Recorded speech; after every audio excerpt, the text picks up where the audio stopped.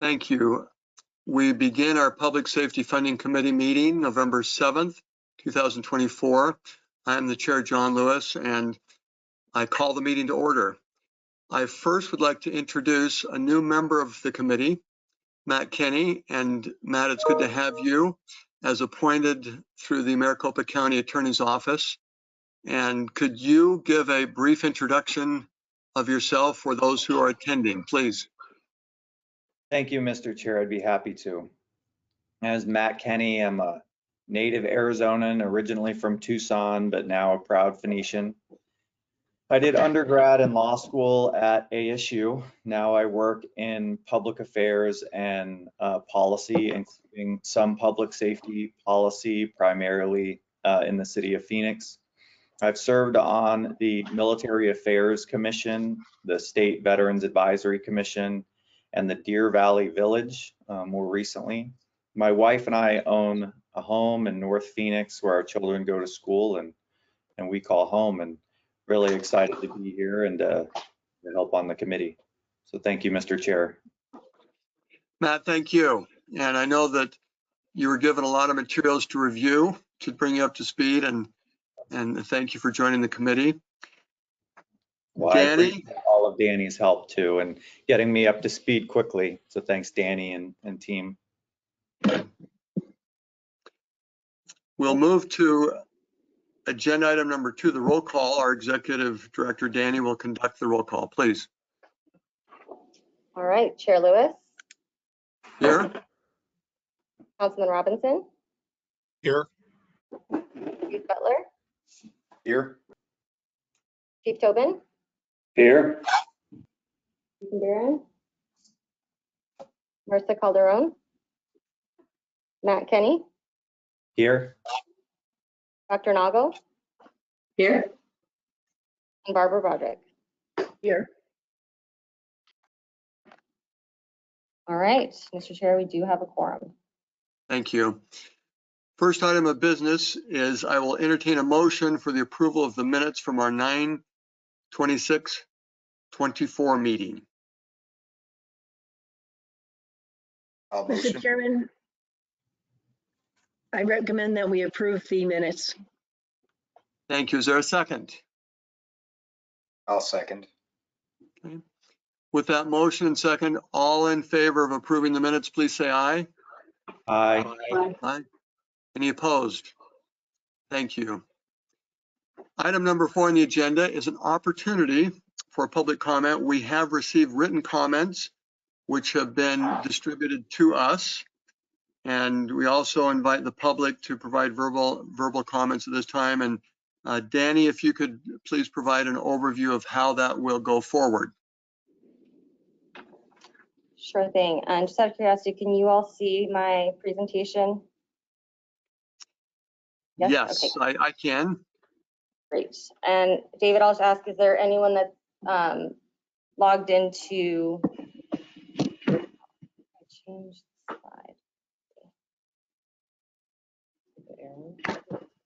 slide. We just have one non-county attendee, and I sent a message to see if they wanted to comment and have not received a response. Okay, sounds great. Well, then we have distributed for you all the public comments.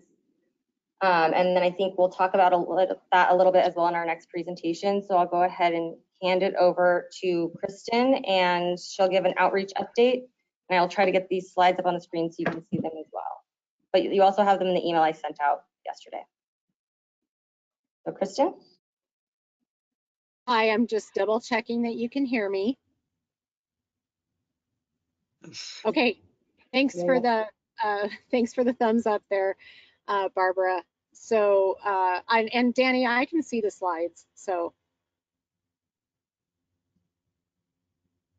if you wanted to go ahead and advance those, or do you want me to go ahead and start talking? Oh, there. Oh, whoop, there we go. All right. Okay, my name is Kristen Darr, and my company is called Central Creative, and I visited with the committee on October 10th in person to talk about the public outreach program going to be conducted. And so this is a reminder slide of the purpose of the public outreach program, is to provide an opportunity for county residents to learn more about the committee, the detention fund, and the jail master plan, and also about the committee's draft recommendations, and then to gather public comments to inform committee recommendations. Next slide.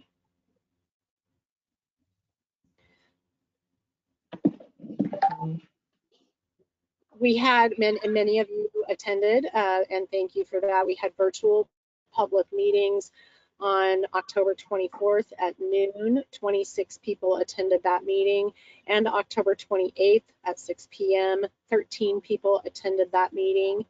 And the meetings, the recordings of the meetings and the presentation provided are on the committee website.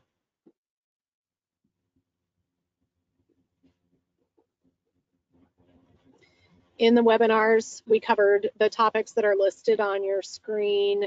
We had opening and closing comments from the chair and vice chair.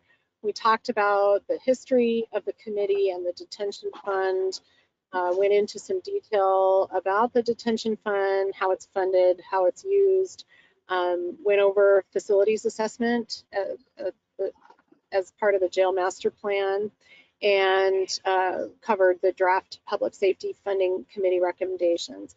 After the presentation, we did do a question and answer period. And what I'm going to present to you is the questions that we received during those meetings, or a summary of those questions.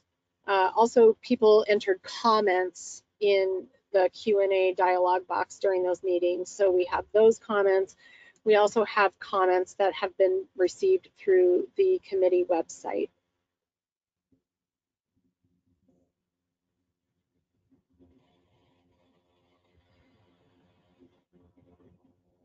Again, so I'm going to talk about questions first, and note for you that Danny and staff are working on developing a question and answer document that is going to be posted to the committee website, and we're going to let the attendees of those meetings know when that is posted.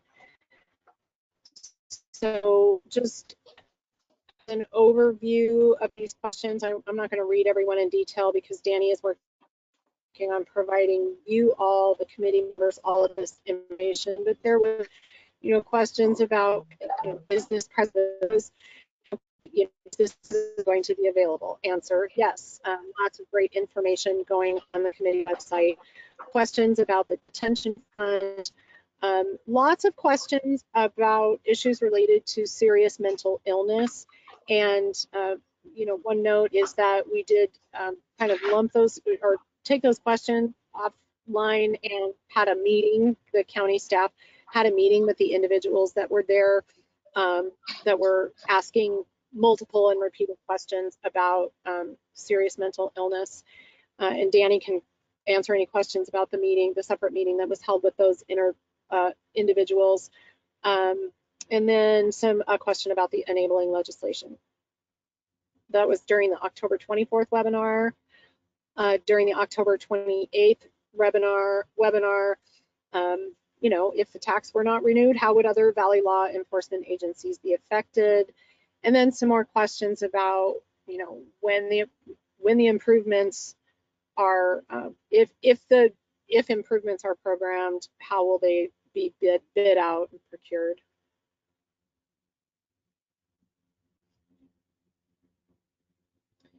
During the meetings, like I said, there were questions that were entered and there were also comments. So the questions are being answered in a separate document that will be posted to the website, and then the comments that we're receiving are being provided to the committee for your consideration.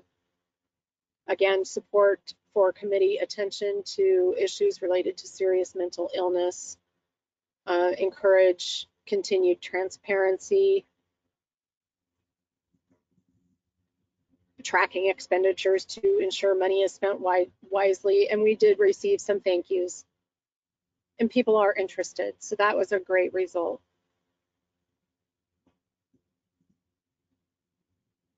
So far, via the committee website, we've received 14 public comments. Again, you either have or are going to receive all of these.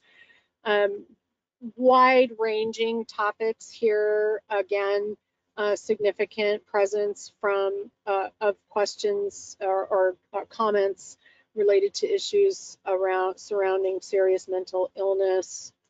And noted on the last bullet there, letters of support from the Greater Phoenix Chamber of Commerce and County Supervisors Association for tax extension.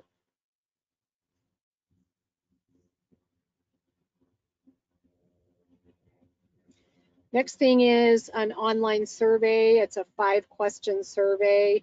You'll all recall the publicity toolkit that we did for the webinars. We did update that toolkit for the online survey, and Maricopa County Communications is going to be pushing out this call for people to complete the survey now that the election is over. And there's 5 questions, like I said. They're intended to identify public awareness of the jail excise tax and whether people agree that the county should fund the things that the tax funds. There was, Danny worked to vet the questions for this online survey internally so she can answer any other questions you have about the online survey. But we, at this time, are intending to keep it open at least through the end of 2024, which I know is right around the corner, but we will be able to provide periodic and numerous updates on what's coming in on that survey once it's publicized at your request. And then that's my last slide. So any questions? And thank you again.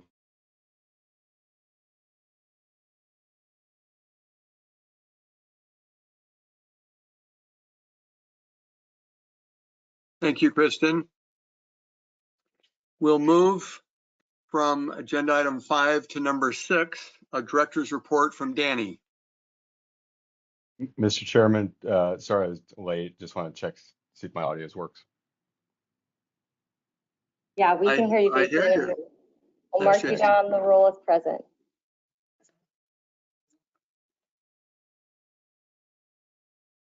All right, well, sorry for some of the technical delays, everybody. I'm glad to have you all here. I just wanted to, I kind of moved my director's report up just to kind of set the stage for the second part of this meeting.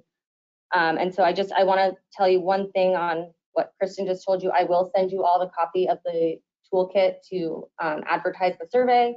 So if you want to put it on your LinkedIn's or your Twitters or email it to friends, you will have those resources. There's some draft language you can use or just a little graphic for your Twitter. So we'll hope to get some positive or negative, just some substantial feedback from that survey. So I wanted to talk a little bit about the report, which I apologize. I sent you all, it's 150 something pages, most of which you all have already seen, but it's kind of just pulling it all together. So I just wanted to kind of give you the outline of that document. So Paige and I worked on drafting a staff memo, which kind of summarizes the background of the committee, what the committee's been doing, and then like findings and summaries of the different documents that you all have seen. So that draft is in your report. It obviously will need to be updated based on the committee's final recommendations and then based on conversation today, but that draft is in the front of that document. And then we also included attachments, so the big PSPA report, the jail master plan, so you two have already heard on those two, the juvenile facility assessment, so we're going to hear about that next, so that's our next presentation, and the full assessment is also an attachment in that big document. And then an economic review, which is a new memo, and so we're also going to hear about that. So here's kind of the layout of the document, and the last 2 items you see there are what we're going to talk about today. So here's just the outline. As I said, the staff memo, kind of intro background, key findings, and then the recommendations, which will be updated. The other thing on here is kind of TBD, or I guess it will be in there, but once we finish getting results from the survey, we will put together with Kristen a outreach report to just kind of summarize the committee's outreach efforts and the feedback we've gotten. So that will also be an attachment.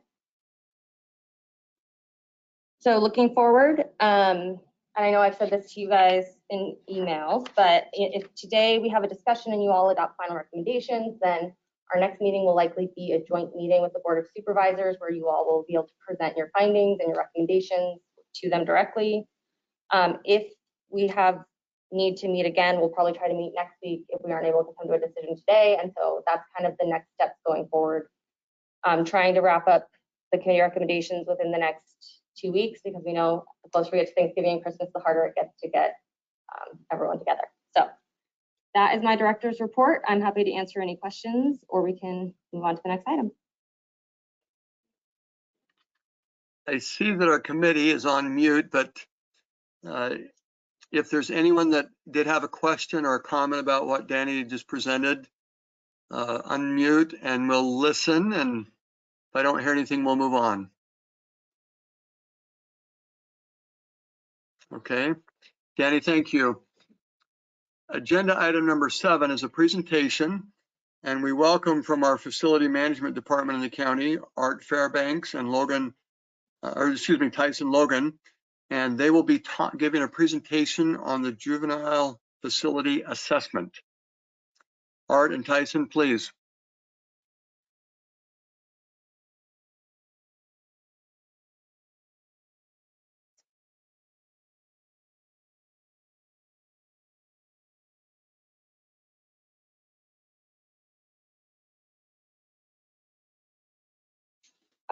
Art, I can't hear you. I don't know if anyone else is having that issue.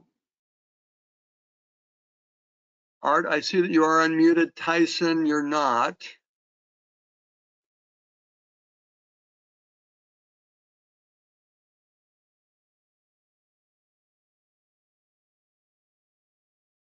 Check. Can you hear me? Oh, yep.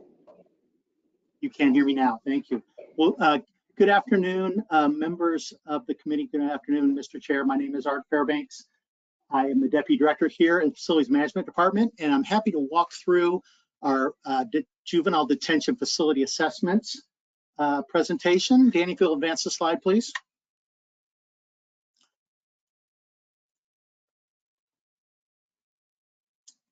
And so for the benefit of those watching the recording or visiting us at a future point on YouTube, I just want to go over briefly facility condition assessments, what they are and why they are such an effective tool for us. Essentially, it is a third-party comprehensive effective evaluation of the facility condition and examines both the structure and the major building systems. And why it's so important to us is it indicates for us in our planning window the major maintenance needs, the replacement value of buildings. And one of the things I want to do is make sure I include the graphic that you see in the lower right-hand side, which talks about the various conditions from like new to critical. We'll talk about these as we walk through the assets that are currently occupied as part of the juvenile detention system. But I want to note that lower percentages are better as we move forward. If you'll advance the slide, please. I want to start first by talking about the Durango juvenile detention. Around about the time of COVID in 2020, the detention operations were consolidated both from the Southeast campus into the Durango campus. And this Durango juvenile detention campus consists of 5 buildings that were built here between 1971 and 2002. So some of them have quite a bit of age to them. And I want to note for the purpose of this report that 3 of the 5 buildings are currently occupied, and they've got a design capacity that will handle currently up to 128 youth. And on the next slide, we've got some details that talk about the quantitative evaluation of the facilities. And so one of the things that we do as part of our recommendation is take a look at those 5 individual facilities and their occupation status, and consider what's the smart investment for the county and its residents moving forward. So you can see currently in this table on the left-hand side, a list of the 5 buildings. I'll note that the top 3 buildings that we designate here in the county system with a 4-digit letter number,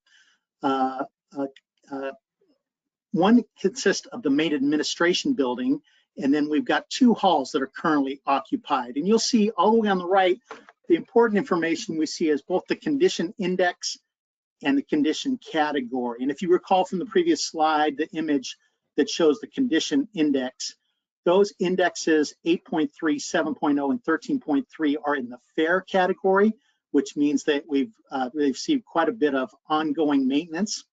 And you'll notice those two buildings in the bottom, 1705 and 1706, currently not occupied and built in the 1970s. These buildings are dilapidated and they have critical needs. So in terms of capacity, we are occupying currently the top three buildings, and the last two buildings are not occupied. And it is the recommendation of the Facilities Management Department that we consider those bottom two buildings built in the 1970s, which are aged and currently inappropriate, require massive investments, that they be considered for demolition to build in some more flexibility in the long term for this program. Danny, if you advance the next slide, please.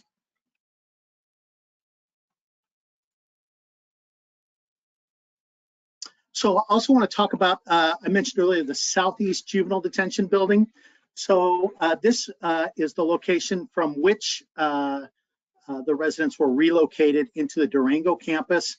It is currently maintaining this building and keeping it in good order, but there is an ongoing operating cost to maintain these empty facilities, as well as a significant cost if we were to renovate and activate these facilities. So you'll notice that I've listed these two buildings as not occupied. They were consolidated over to Durango. And their conditions right now, the building built in 1992 is in poor condition. And essentially we're maintaining the major building systems such as plumbing, electrical, the chillers, and we're running those at a reduced rate. But we'll need to continually maintain those at a lower rate, and he will keep this available for flexibility in the long run. And then building 2871, currently in fair condition. It was more recently built, and that's part of our ongoing maintenance practice there, to maintain that as a standard set aside for long-term flexibility. So in closing, those are the figures from our facility condition assessment updated here in the last 30 days. And Mr. Chair, I'll be happy to answer any questions you may have from the committee. Art, you may have said this, but what is these last two buildings are not occupied. What is the proposed plan for those two buildings? Mr. Chair, members of the committee, so the current plan is to maintain them in their current condition. So what does that mean? That means we make sure that the plumbing, electrical, and HVAC systems, as well as roofs, are maintained. But the plan is to keep them available for long-term flexibility in the program. And the county may have the opportunity in the future for an adaptive reuse for the best use of the facilities. At this time, we're hearing from the Juvenile Detention Department, which is a part of the Superior Courts, that the consolidation at the Durango is their preferred method, and they wish to continue that route. So we want to leave these buildings, since one of them is in fair condition and the other one is just on the threshold of poor, they can be reactivated in the future. So it is our recommendation that we keep these buildings maintained to a point where they can be activated for flexibility for several different purposes in the future. Thank you for that summary. Sorry, Art, just to clarify, so we are using those buildings for some like admin and storage space, though currently, aren't we? They're not just sitting vacant necessarily. That's correct. So generally there is some storage space, and there is a small percentage. You can see there's in the 2871 in fair condition, there's about 88,000 square feet there. There's about 10,000 square feet of occupied space that we could manage and move folks around. So that's currently using as ancillary office space because the building's available, but we would have flexibility to reactivate that in the future if that was the recommended course. Thank you. Other questions or comments for Art?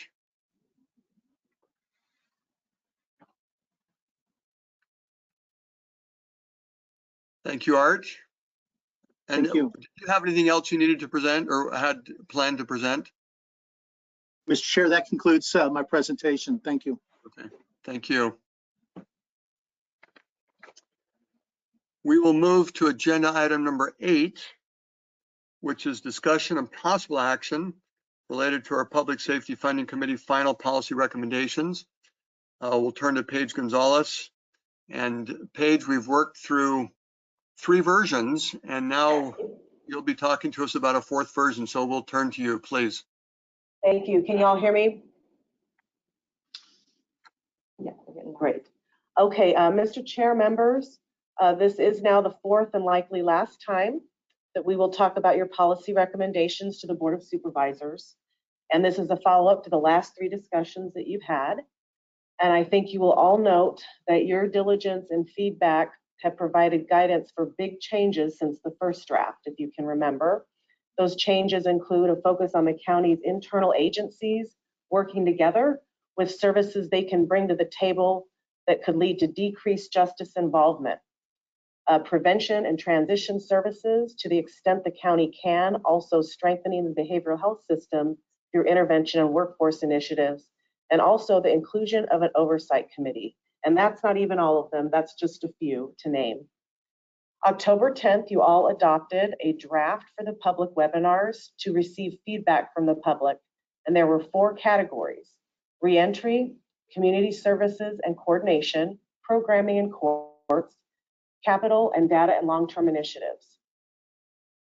Since the last meeting and the completion of the juvenile facility assessment and hearing from the public, there are 3 possible changes that will be in the next 2 slides. And I will not go over the entire document again for you all in the interest of time. And we're going to present these to you just like we did before. It looks like legislation, where you'll see that the blue represents the new language. So this first slide, this was based on feedback from our last committee meeting to recognize the PSPA report and their efficiency measure recommendations. So we added language into that first bullet point to add a review of those efficiency measures. And secondly, on this slide, you will see, based on public feedback we received from the 2 webinars, there were questions and comments about individuals with an SMI designation within the criminal justice system. So there's added language to state some specificity to the navigation services, specifically with a focus on individuals with an SMI designation, substance use disorder, or other complex healthcare option. On the second slide, now you'll see, we just heard about the juvenile facility assessment. So Danny and I came up with some draft language when we reviewed it yesterday. Instead of a placeholder, that section, it will now say, as outlined in the juvenile detention facility assessment, fulfill maintenance needs for occupied facilities and consider demolition of antiquated facilities at the Durango campus. With that, I'm happy to answer any questions prior to discussion, Mr. Chair, and a possible vote on this final version. Thank you. To the committee, questions or comments on version 4 with the additional items in blue?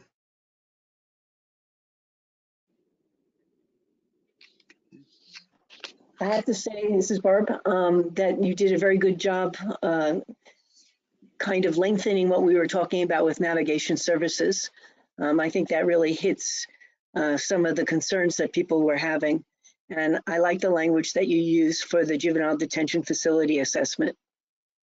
It might even need to be stronger than consider demolition. But I think that's good, because that's not something we have to vote on. That would be a board decision with the court. Thank you, Barbara. Other comments from the committee?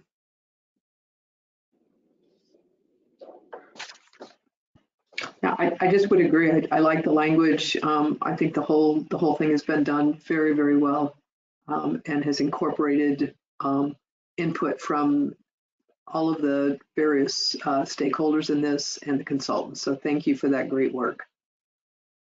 Thank you, Don. Any other comments? Not hearing any other comments.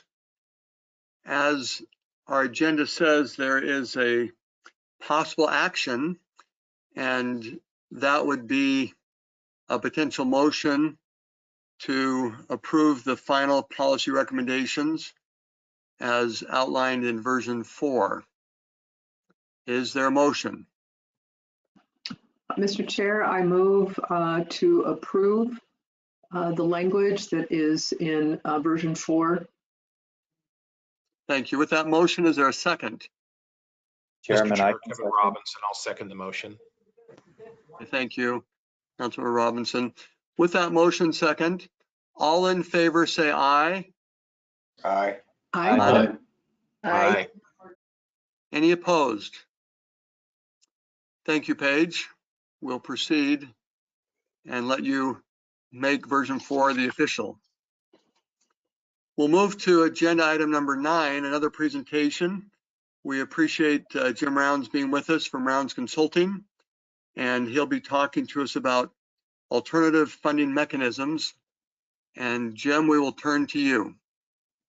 Thanks, John. Mr. Chairman, members, we don't have a presentation. It's a pretty short memo that you have in front of you. We were asked to look at these issues from an economic perspective and also financial perspective, just given our role with our advising with the county. But I did want to point out, and I made a note on the front page, that in the different documents that we reviewed, after taking a look at this PSFC, I think I got that right, recommendations from October 10, which may have been what you just approved, I'm not 100% sure.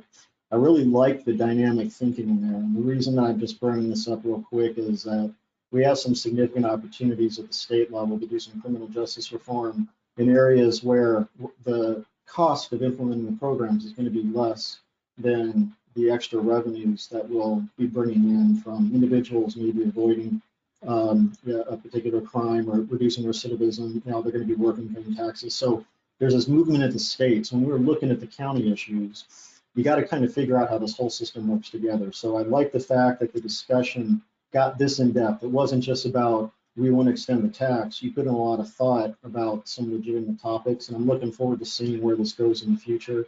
Of course, you'll have to look at things like costs and queuing of different programs. You know, there's always limited resources and things like that. But I was impressed, so I wanted to bring that up just real quick.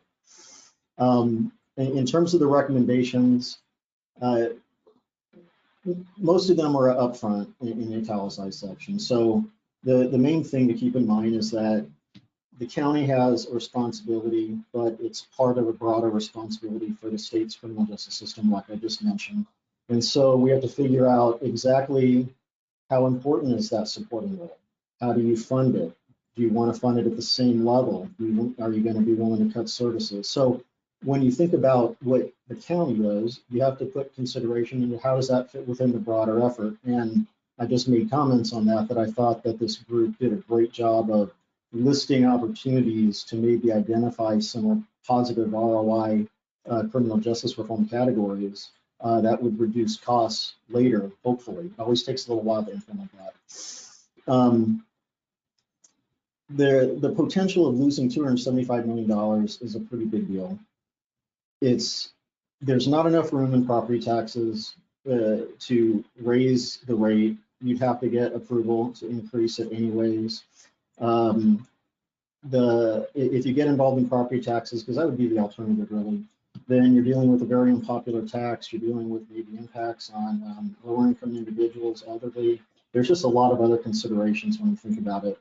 And we do the forecasting and some of the policy advising for the county. We've been doing it for a long time. County's been very efficiently run, probably one of the best government groups that we've ever worked with in terms of maintaining competitive tax rates, having responsible spending, preparing for the next downturn, all the things that you'd normally expect the county's been in front of. Now, that's a great thing, but it also means there's less flexibility. There's not as much fat to suddenly just say we can cut some other services in other areas. It's been efficiently run. So given that your option would be to have to maybe get a vote on property taxes, you're really left with, do you want to recommend, and I believe it's your recommendation to the Board of Supervisors, that then they request the approval to go out to public vote to extend the current tax. Now, on the public policy side or the political side, I think that there was some discussion previously in some of the notes about, do you want to go after the exact same things before, or do you want to modify it? Now, there's always opportunities to modify it, but after looking at a lot of these, we worked on several transportation projects recently and others. It's 3 to 4 times more difficult to get a tax through if you modify it.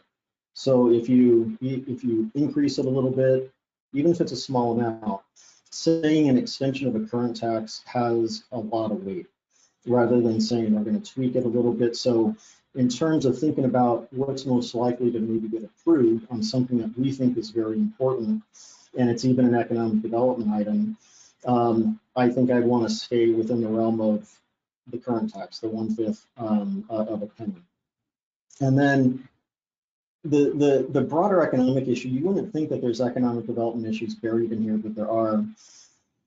When you look at what grows an economy, there's certain things that you want to be out of the spotlight.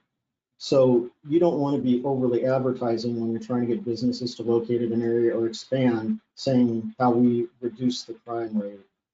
We want to be able to say we've been doing a good job with that all along, and then also take a look at these other economic advantages. I think that since there is obviously the option of maybe not pursuing it, my concern would be there would be an impact on services. You would make some other departments less efficient by redirecting money for a government entity that's already been very efficient and conservative with how it's been budgeting. So again, going through an economic downturn with a lot of government entities, I always like, because it's a reset button, you cut some of the fat as part of the effort to balance the budget, and then you go back into expansion mode. That wouldn't be the case under this. Losing $275 million, and it's $277 million actually, and obviously would go up with economic growth, but that would be the equivalent of a severe recession. So not even the mild recession that we're expecting to come up, but a severe recession. It'd be the equivalent of what we saw back after the Great Recession, except you don't get the monies back. So that was just for some context. And just for additional perspective on what it would take to generate $275 million for the county, that's doing economic modeling. That would be the equivalent of creating 250,000 high-tech jobs. And then you also throw in all the multiplier jobs. That's what's needed to generate $275 million in just county tax revenue alone. So this is a big amount of money. It's the equivalent of massive, massive economic expansion or losses. It's the equivalent of a major recession if it's not restored. And the county, because it's done a good job, just doesn't have, in my opinion, doesn't have the ability to absorb some of these losses. Now, with some of the criminal justice reform, the good news is that we've been looking at this stuff at the state level, and we were hoping that the county and some of the cities would want to be participating down the road, is if there are these positive ROI projects, and we see this in education all the time, but if there are some positive ROI projects where you reduce recidivism, you create some workforce programs, you do it while they're still incarcerated, you also have some support afterwards. That's where people typically fail. They don't have that continuing support. You set up the right system. It costs you $1, you're generating $3 to $4 in terms of tax revenue after 3 or 4 years of moving forward. So you will be able to generate money for some of these programs just by working possibly with the state, if we can get the state to want to move forward. And the state's moving forward on a couple of items, just not as quickly as we'd like, but that option's open for this coming year as well. So as kind of an aside recommendation, I think it'd be great if the supervisors have an opportunity to do some advising to the state on maybe some of your ideas that you came up with on criminal justice reform at the county level, and then see where that goes, because you don't have to carry all the water.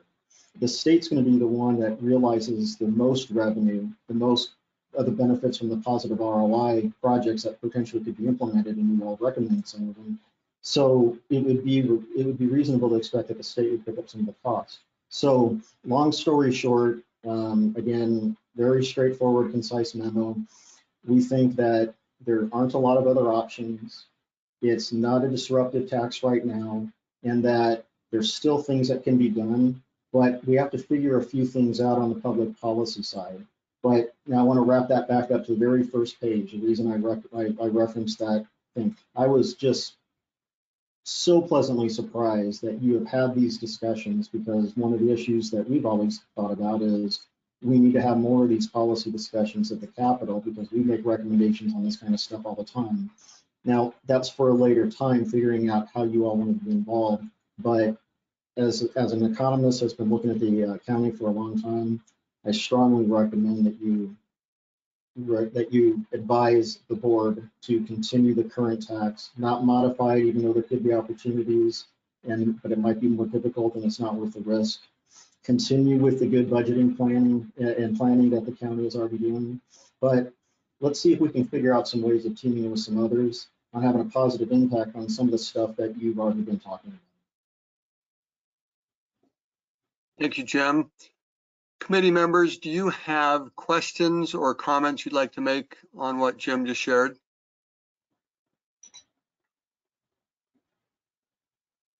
Okay. What,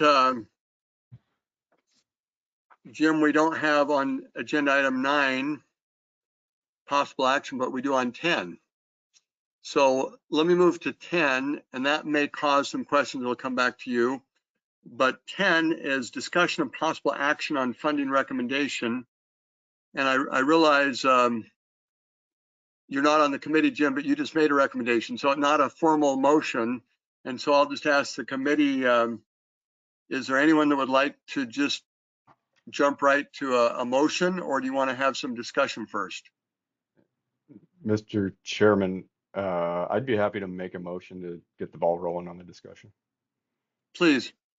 Okay, so Mr. Chairman, I would move that the Public Safety Committee recommend to the Board of Supervisors to pursue a 20-year extension of the jail excise tax at the current 1/5 of 1 cent rate. Okay. And I would second it. Okay, and that's any further discussion? That's consistent with what Jim just shared. Let me go ahead and with that motion second, all in favor say aye. Aye. Aye. Aye. Aye. Aye. Any Aye. opposed? Well, Jim, as always, we appreciate your analysis and feedback. And so, and I think that from a committee perspective, we've had not detailed discussions about that particular motion, but it just feels like we've been headed in that direction for a while. So with that motion, and Danny, I realize that we've already covered agenda item number 6, which was the director's report. But let me just open up 6 again with a question to you that we have on agenda item number 8. We voted on finalizing the policy recommendations. We've just voted on a motion for the funding. And so at this point, we don't have any more committee meetings scheduled. The next time we would potentially gather as a committee is that we're invited to meet with the Board of Supervisors on December the 9th to have a formal presentation on the findings and recommendations of the committee. So just using agenda item number 6, go back to you for the director's report or guidance. Between now and January, excuse me, not January, December 9th, if I said January, December 9th, what would need to happen from a committee perspective? Do you have all the information that you need? Is there a need for having an additional meeting, or at this point, would you be prepared for the December 9th meeting? Thank you, Mr. Chair. So now that you guys have voted on both of those items, me and Paige will complete the staff report with that information. We'll get a final copy of that out to all of you, and then we'll finalize the details for the joint meeting and get those to you. But I think we can free up your next Thursday to take both those actions. So thank you all for your hard work, your commitment, and sharing with us through this whole process. I know there's been a lot of long meetings, and we really appreciate your effort. Danny, on December the 9th, the meeting begins, is it at 9 a.m.? So we're gonna have to figure out those details with the board based on their meeting schedule. And so I sent out a calendar hold to you all for a 2-hour block. I don't think we'll need 2 hours, but it'll be somewhere in there. And as soon as I finalize that, I'll get that to you. Okay. That explains why I have on my handwritten calendar both 9 a.m. and 9:30, but we could assume it will be in the morning and that all 9 committee members would be invited. Yeah. And that potentially we might even be seated together. And so between now and the 9th, we'll let you direct traffic. Matt, on the 9th, I don't know, in a humorous way, we have initiation or not. The other 8 committee members can help decide that, but it will be a chance, if it works into your schedule, to thank you for jumping in near the end and just being part of the committee. Danny, would there be anything else to cover for today's meeting? I don't have anything else, Mr. Chair. Okay. Well, to the committee members, thank you. In the webinars, the public webinars, some of you were able to attend part of that. With our Vice Chair, Jason, we attended both meetings and appreciated the summary that came from all of our committee meetings.